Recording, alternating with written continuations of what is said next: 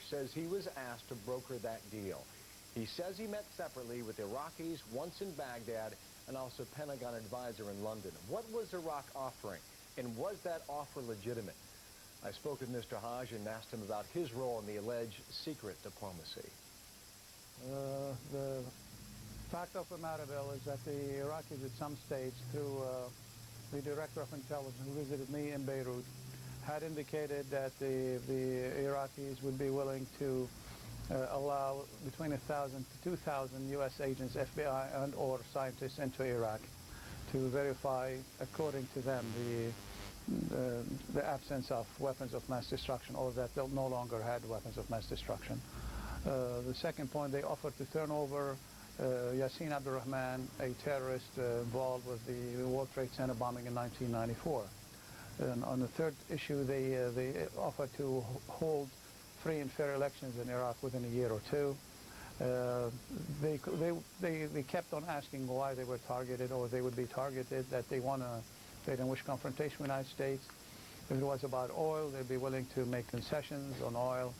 With whom did you talk within the Iraqi inner circle? Did you ever meet with Saddam Hussein? No, I've never met with Saddam Hussein. I had no intention. As a matter of fact, when I went with my friend, I didn't even know who I was to be meeting. But the gentleman I met was the head of the Iraqi security agencies, or the head of Iraqi intelligence. His name was Tahir Jalil Haboush Takriti. Yeah.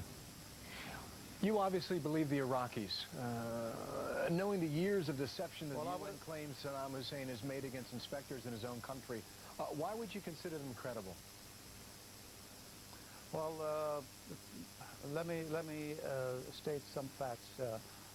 I'm at no time stated that I do believe the Iraqis, given the extent of concessions that I thought were substantial, that it was worth for some U.S. official to talk to these people, and I wanted to step aside, and it was up to the administration to decide what to do with this information. I agree with you that the history of Saddam Hussein is one of deception, yet given the fact that the United States prestige, its image, it's my desire for the U.S. to succeed in its war on terrorism, and Iraq is only one front in U.S. war on terrorism. So I believe that that somebody at least should give this a shot, and if these concessions are real, we could avert war, we could avert the innocent loss of life. Are you suggesting through all this that war could have been averted? I cannot be so sure, Bill, if it could have been averted or not, but at least I thought that this effort should have been given a chance. Are you saying that the Iraqi officials did not want war? Well, at least the people that talked to me, specifically Dr. Hassan Obeidi, I could feel that he was trying desperately to get a deal cut. Also, there's a report out there that indicates the meeting was set up in Morocco in which the Iraqis did not show, which again goes back to the point that they could not take this offer seriously. As we sit here today, tell us why we should believe you in that story. Well, I'm not asking anybody to believe me. I'm just stating the facts.